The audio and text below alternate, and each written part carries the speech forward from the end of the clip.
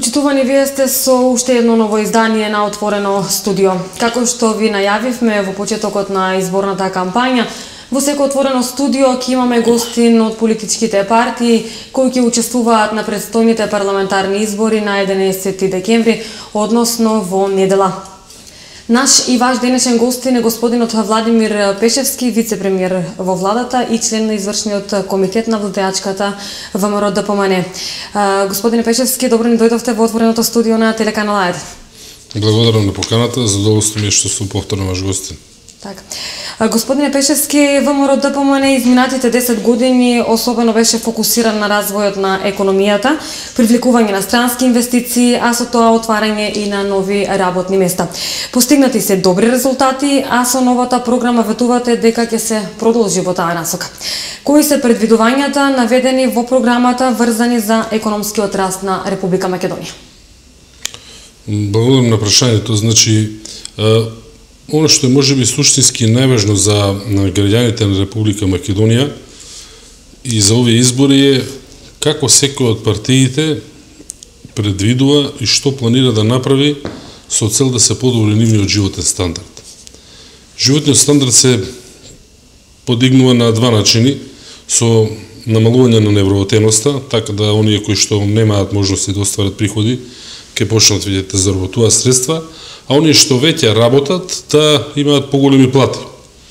Но сето тоа севкупно се рефлектира во стапките на невработеност и стапките на економски раст. За разлика од Социјалдемократскиот сојуз, во програмата на ВМРО-ДПМН може да се видат кои се нашите проекции за клучните макроекономски параметри на државата. За оваа година предвидуваме економски раст кој што поради кризата веќе неколку пати се намалуваше како проекција, но сепак ќе завршиме позитивно. Очекувањата се дека ќе биде околу 2,3 до 2,5%. За следната година предвидуваме 3, годината после тоа 3,5, па 4 и за 2020 4% годишен раст на економијата. Тоа навидом не делува многу и она што сме ние сигурни е дека доколку нема економска криза надвор од Македонија, значи во Европа пред се мислам, дека овие стапки ќе ги надминеме. Затоа што ВМРО-ДПМН покажа дека знае да испораша високи стапки на економски раст. 2006, 2007, 2008, кога немаше економска криза во светот, стапките на нас беа 5,1, 6,5% и 5,5%. Значи многу повисоко од она што овдека сега го проектираме. И со сето она што го имаме направено, особено во делот на големиот број на инфраструктурни проекти што се започнати, големиот број на странски инвестиции кои што допрва ги реализираат своите планови, големиот број на индустријски зони што се започнати да се градат, не зборам само за слободните економски зони, туку индустријски зони во рамките на големиот број на општини во Република Македонија и низа на проекти кои што ги имаме предвидено во програмата, апсолутно сум убеден дека овие стапки на раст ќе бидат уште повисоки. Што се однесува до другите проекции, особено во однос на невработеноста, повторно се базираме на нешто што е веќе направено како постигнување. ВМРО-ДПМН покажа дека знае како се креираат работни места. СДСМ тоа се уште го нема покажано, бидејќи и во двата наврата на периоди кај што владееше СДСМ, она што беше карактеристично беше креирање на нови навработени и не знаење да се управува со економијата, така што над 200.000 невработени се создадоа во периодот на приватизацијата и транзицијата, во периодот од 2002 до 2006 не знаење да се управува со економијата, па тоа ќе имаме историски највисоката стапка на невработеност од 38,7%, така што треба да се гледа со многу голема внимателност или скепса на нивните ветувања. ВМРО-ДПМН испорача од, особено оваа влада, од 2006 навака, 160.000 нови работни места и намалување на невработеност од оние 38,7 на 24%. Базирајќи се на тоа искуство, на сето останато што го правиме, подобрување на деловната клима, разните мерки во Агенцијата за вработување, како што се Македонија вработува два проектите, другите активни мерки и програми, сето што го планираме повторно како инвестиции, Даваме ветување во програмата за 70.000 нови работни места во наредниот 4-годишен период, со што невработеноста ќе падне во Македонија некаде на помеѓу 17 и 18%, бидејќи зависи од демографијата како ќе се движи. Значи, на двете клучни полиња ние излегуваме со конкретни мерки и проекции. Бидејќи има тука и многу политика во целата работа околу овие избори, но ако се погледнат економските делови кои што суштински се најважни за граѓаните, ние водиме со прилично детални проекции на се што имаме. Во програмата важно да се спомене, значи проектираме и стапки на раст, проектираме и стапки на инфлација, проектираме буџетски дефицит како ќе се движи, проектираме стапки на невработеност. Тоа не може да го најдете во програмата на Социјалдемократскиот сојуз. Едноставно се добива впечаток дека таму правен само список на желби за кои што очигледно нема да има доволно средства да се реализираат. Но еве се надевам во понатамошниот дел на емисијата ќе можем да се осврнеме на тоа. Така. Велите дека невработеноста ќе се намалува и понатаму. Кои се клучните проекти од оваа програма за постигнување на повисока стапка на вработеност и отварање на нови работни места? Па нешто спомнав во претходното прашање, значи нови работни места во суштина се отвараат само доколку има нови инвестиции. Погрешно е да се смета дека административните мерки што ги создава владата и дури некои од нив и беа дел на критика од некои економски експерти дека работните места се создаваат само со фискални стимулации од државата. Погрешно да се смета дека некој во некоја компанија ќе прими човек на работа само затоа што владата креирала ослободување од некаков данок или нешто слично. Работното место мора да има потреба да биде пополнето. А тоа е само доколку има инвестиција.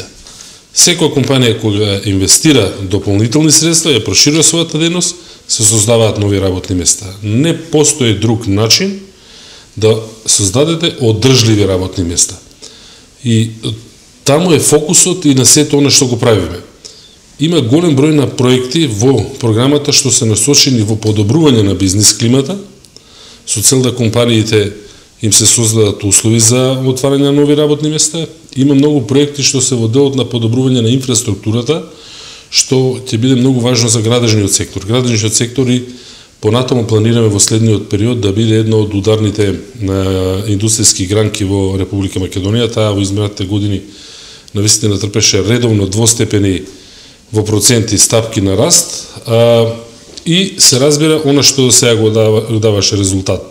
Значи, продолжување со мерките на Агенцијата за вработување, продолжување со проектот Македонија вработува, отварање на индустријски зони, тие се различни од слободните економски зони во рамките на општините. За илустрација, например, во општина Рибнинден во Скопје има над 260 мали индустријски погони кои што се отворени, каде што има илјадници нови создадени работни места. Понатамошно привлекување на странски директни инвестиции, бидејќи тие се еден замет за останатите компании. Едно е преку трансферот на знаење, друго е преку соработката што ја планираме во следниот период. И низа на проекти кои што ги има во програмата, од кои што би го одвоил проектот Рурални развојни зони, каде што за македонски компании кои што во руралните подрачја во Македонија, такви ги има над 1600, кои што сме ги селектирале, ќе добијат бенефиции какви што не постојат во ниту една друга држава во свет за да се олесни нивниот бизнис и да се олесни почетокот. Значи, сето ова комбинирано заедно, веројатно ќе создаде и многу повеќе од нашето ветување 70.000 работни места. Ние само во последните години имаме над 30.000 работни места и тоа во ситуација на криза создадени. Странските компании без ништо да се прави во моментов предвидуваат околу 15, зголемување за околу 15.000 работни места на она што веќе го има. Значи, едноставно да застане владата со економски мерки, ништо да не прави во моментот, само нивните бизнис планови се над 15.000 работни места во моментов што ги планираат, така што јас сум апсолутно убеден дека повторно, доколку нема некоја посериозна криза од надвор иако заврши политичката криза во Македонија, нема 70, туку ќе креираме веројатно над 80.000 работни места. Намалувањето на невработеноста е важно и за подигнување на животниот стандард. Имено, повторно, платите се качуваат на одржливо ниво, значи да е тоа вистинско економски фондирано, само доколку има конкуренција за работната сила, доколку условно речено работодавачите, газдите, се трудат да најдат вработени и тоа се спремни да дадат повеќе пари. И тие две криви одат во спротивна насока. Секогаш, кога невработеноста расте, платите паѓаат и обратно. Ако невработеноста опаѓа, платите имаат нагорен тренд. Како што кај нас се намалуваше невработеноста од оние рекордни 38 на 24%, така и просечната плата во Македонија растеше. И од 2006 до сега е негде зголемена за 65%, зборам како нето износ, од некои 13.600 сега е на 22.100-200 денари. Така што намалувањето некаде на 17-18% согласно она што го планираме, веројатно ќе дојде до ниво на плати од околу 27-28 илјади, што е нешто реално што може да го издржи нашата економија. Така. И во програмата на ВМРО ДПМН, а и во програмата на СДСМ, симпатиите на граѓаните, политичарите се трудат да ги привлечат со висината на просечната плата и на минималната плата. Реални ли се ветувањата на СДСМ за просечна плата од 30.000 денари? Но да накажавте дека СДСМ не направила анализа за тоа што значи ова ветување за македонската економија. Па точно, и да ви кажам, малку бев изненаден и јас кога ги направив пресметките, бидејќи тие се многу едноставни. Сметав дека направиле некаква анализа, но навистина останав многу збунет од која ќе се направи едноставна математика, што ќе направиме сега и за вашите гледачи. Значи, просечната плата денес во Македонија изнесува 22.000 денари. За да се стигне до просечна плата од 30.000 денари, потребни се уште 8.000 денари. Збориме за нето износ. На тие 8.000 денари мора да се додадат и давачките како што се пензijsko здравствено осигурување и персонален данок, што се околу 50% од делот на нето платата, значи нови 8.000 уште 4.000 треба да дадете, тоа се збирно 12.000 или 200 евра приближно. Значи, за да некој работник, ако го пресечиме цела Македонија, за да добие од 22.000 во джебот 30.000, работодавачот, фирмата треба да даде уште 200 евра, да има дополнителен трошок. Во Македонија, во овој момент има околу 600.000 лица кои што се пријавени во Агенцијата за вработување како лица за кои се плаќаат придонеси. Значи во полн износ. Бидејќи има и лица што се водат како вработени, но тие се во друга категорија. На 600.000 лица, ако им дадете по 200 евра месечно, бидејќи просекот така функционира, не се рачуна на оние само што се под 30.000, збориме за просек. Ако така зголемувате на тие по 30.000, многу поголем ќе излезе износот. Значи на 600.000 лица, ако им дадете по 200 евра, тоа се 120 милиони евра месечно. На годишно ниво е 1 милиарда и 440 милиони евра. Значи компаниите, работодавачите во Македонија треба да извадат 1 милиарда и 440 милиони евра од својот джеб за да се стигне до плата од 30.000. Прашањето е ги има ли овие пари во македонската економија? Бројката е фрапантна, затоа што бруто домашниот производ во Македонија е околу 9,1 милиарда евра. Но еве, додиме наназад малце. Сите компании минатата година во Македонија, што работеле профитабилно, пријавиле приход од нето добивка, се извинувам, од 73 милиарди денари. Бидејќи има и неколку што пријавиле, неколку илјадници што пријавиле загуба, тие пријавиле загуба од 24 милиарди денари, нето гледано, економијата во Македонија остварила добивка од околу 49 милиарди денари, што се околу 840 милиони евра. Значи, сите компании заедно во Македонија, збирно, создале добивка од 840 милиони евра. Ово ветување на СДСМ ќе значи за нив трошок од 1 милиарда и 440 милиони. Значи, сите компании збирно треба да ги дотераме во загуба од 600 милиони евра, за да се оствари тоа ветување на СДСМ. Кога компаниите ќе работат со загуба, не само што нема да ги зголемуваат платите, тие ќе ги намалуваат и ќе бркаат вработени. Значи, тотално пресметката не е логична. Ако на тоа го додадете и бројот на вработени што тие тврдат дека ќе се зголеми, изусот станува уште поголем. Може некој да рече добро, ама тоа нема веднаш да се случи, ќе се случи за 2-3 години, сеедно. Добивките на македонските компании растат во просек со 5 до 10% годишно. Ние работиме, значи, збориме за сценарио каде што целата економија ќе биде во загуба. Тогаш ви велам, невработеноста ќе расте и едноставно со административна мерка не е можно да се достигнува. Јас би сакал да можам да им кажам на гледачите и да им ветам, ќе биде просечна плата 2000 евро во Македонија. Ама економски, елементарна анализа покажува дека тоа едноставно не е возможно. Слична е дискусијата и околу некои други проекти во програмата на СДСМ. Значи, мене просто ме зачудува недостатокот на анализа што е направен.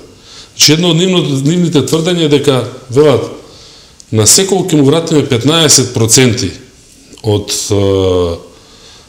данокот на дадена вредност на крајот од годината, со тоа што он ќе добие една плата. Па еве помножете ги бројките. Ако имате плата од 22.000 денари, во Македонија има 3 даночни стапки, ослободена од ДДВ, 5% и 18%. Просечната е 12% кога ќе се пресмета. Значи од 22.000 кога ќе пресметате 12%, тоа се околу 3.500 денари. Помножете го тоа по 12 и 15% од тоа ќе дојдете до износ од околу 4.000 денари. Значи, каде се тука 22.000? 4 броеви треба да помножите за да видите дека ветувањето е нереално. И повеќе ми се чини дека она што била намерата на Социјалдемократскиот сојуз е да се оди со ветувања кои што политички делуваат примамливо за гласачите, верувајте дека никој нема да направи анализи, за потоа ако се освои власта да се оди веројатно со тезата ВМРО ДПМН ни остави некоја голема дупка и ние се ова нема да може да го оствариме, фрлајќи ја вината на ВМРО ДПМН, ама независно од ВМРО ДПМН, елементарната математика покажува дека тоа не е така. И конечно околу минималната плата, значи, сега се излезе со тезата 16.000 денари, тоа пред ВМРО ДПМН да ја оствари, да ја презентира својата програма. Ние ако сакавме да делуваме популистички, ќе се залетавме ќе ветев 18.000. Меѓутоа тоа е целосно погрешно, бидејќи ако направите контакт со македонските компании, особено оние што се многу трудоинтензивни, и ако ги погледнете светските искуства и анализи, ќе сватите дека се додека минималната плата ако е под 50% од просечната, тогаш тоа полно влијае на економијата, ако е над 50%, представува силен трошок и некои индустрии почнуваат да отпуштаат вработени и се зголема невработеност. И ова што е како ветување 16.000 едноставно не кореспондира на реалноста. Јас би сакал, повторно ќе речем, да биде таа повисока. Гласачите сакаат да го слушнат тоа, но јас не сакам да ги доведам во заблуда, нити јас, нити ВМРО ДПМН, бидејќи она што ќе се случува со минимална плата од 16.000 е дека луѓето не само што нема да ја добијат, него ќе изгубат и работата. На тоа ниво, голем број на текстилни компании ќе ги затворат своите фабрики, а ние треба да најдеме претходна алтернатива како ќе ги префрламе луѓето во поплатени работи, а не да се оди со административна мерка што не кореспондира на пазарните правила. Така. Изминатите години владата посветено реализираше и се уште реализира низа на капитални инфраструктурни објекти. Автопатот Миладиновци и Штип се завршува. Што предвидува програмата на ВМРО ДПМН? Ќе продолжите ли понатаму во таа насока? Па, апсолутно, затоа што Македонија се наоѓа во фаза на развој, каде што прашањето на инфраструктурата е се уште многу важно. Во суперразвиените држави, најразвиените држави, таму веќе инфраструктурата е во голема мерка изградена и сега се прават само козметички дополнувања или одржувања. Македонија не е на тоа ниво и ние во изминатиот период намерно и фокусиравме голем дел од средствата во буџетот за инфраструктурата. Автопатот Миладиновци Штип е само еден од проектите што се реализира во моментот. и претходно се започнати и се уште се сега во фаза на реализација и Демиркапија Смоквица, тоа е завршување на автопатот, и тоа е последната делница практично на коридорот 10 од Грција, Македонија кон Србија, и се гради автопатот од Кичево до Охрид. Во следниот период предвидуваме да се направат уште неколку автопатски делници. Една е овој крак што оди од автопатот кон Охрид, од локацијата од местото наречено Требеништа, кога ќе влезете во рамнината на Охридското езеро, да има крак што ќе оди до Струга, значи Требениште Струга ќе има автопат, ќе има автопатска делница, нели да се заврши коридорот 8 од Гостивар до Кичево, ќе направиме и поврзување од Скопје со Албанија, Скопје Блаце како една дополнителна делница, имаме и 5 експресни патишта што ги предвидуваме. Еден е од Охрид до Пештани, тоа е значи што оди покрај плажите на Охридското езеро, на самата планина Галичица, тоа ќе значи многу за туризмот во тој дел. Поврзувањето кон Бугарија од Ранковце до Крива Паланка, тоа е една доста лоша делница, таа треба да биде завршена. Ќе има поврзување после еден локален пат таму помеѓу Македонска Каменица и Крива Паланка ќе се направи, ќе има од Штип до Кочани, од Штип до Радовиш и огромен број на други регионални и локални патишта. Ние кога ќе ги завршиме само овие 3 патишта, автопатишта што ги имаме сега, што ги спомнав на почетокот што се градат, километрите на автопати во Македонија ќе се зголемат за 50%. Значи, ќе порасне со овие само 3, речиси, значи, половина до нас се што е изградено во целата историја, почнувајќи од фамозните делници на автопатот Братство единство на времето, и она што ги имаме сега, нели, Скопје Тетово. Со се тоа што ќе биде направено, реално ќе биде изградено во овие, да речем, 10 и овие досегашниот мандат на ВМРО ДПМН, овие 4 години, еквивалент на се што е правено претходно. И тоа е само делот на патната инфраструктура. Имаме други сегменти кои што се исто важни, тоа е делот на гасификацијата. Долгорочно е многу важно тоа прашање за конкурентност на македонската економија, бидејќи конкурентноста е врзана со тоа да постигнете повисока продуктивност, односно пониски трошоци на работење. Македонија веќе има гасоводна врска со Бугарија преку Крива Паланка. Сега се изгради делницата до Штип, сега се гради во овој момент од Штип до Неготино. Во наредните 4 години ќе се направи целата гасификациона мрежа низ Македонија на ниво на транспортен систем, значи до самите градови. На 3 региони е поделена Македонија да се направи дистрибутивната мрежа, тука ќе одиме по модел на јавно-приватно партнерство, ќе се бара концесионер, така што и гасификацијата но гасификација како што треба, не по системот како што постои во Струмица, каде што се носи компресиран газ, па се декомпресира кај секој потребувач посебно, туку континуирано снабдување, при што државата, наместо да има посредници трговци, државата директно ќе ги прави тие договори и ќе го продава гасот, особено на поголемите индустријски потрошувачи, ќе се возможи добивање на еден ефтин енергенс. Многу проекти има во програмата кои што може да се најдат и во делот на електроенергетиката. Има доста проекти што се врзани со изградба на водоводни и канализациони системи, бидејќи и тоа спаѓа во делот на инфраструктурата. Едноставно продолжување со истото темпо како до сега, бидејќи многу е важно за еден политичар и за една политичка партија да си го одржи зборот.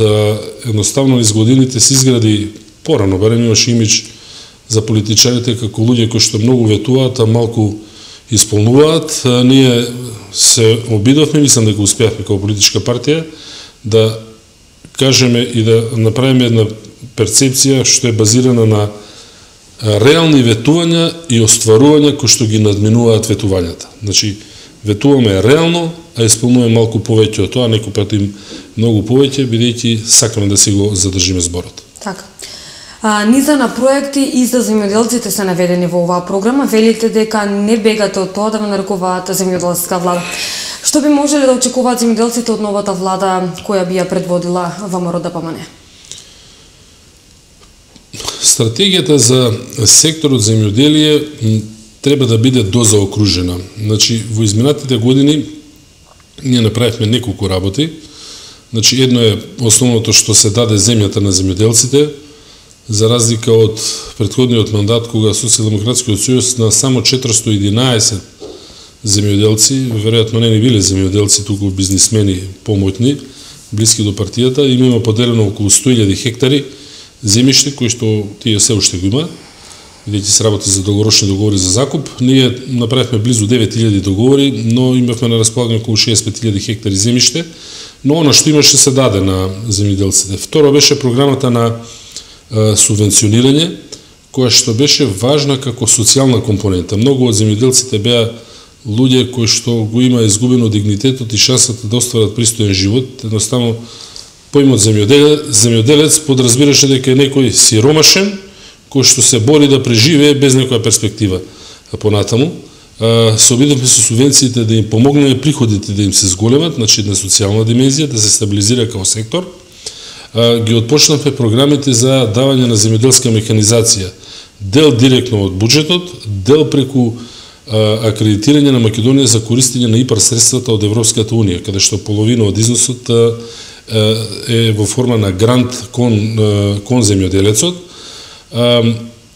Имаше низа на подобрување во делот на безбедноста, на семенскиот, на садниот материјал, се отпочна и неколку поголеми инфраструктурни проекти како изградба на неколку брани, но она што мора да следи во следниот период е заокружување на стратегијата што опфаќа изградба на дополнителни системи за наводнување.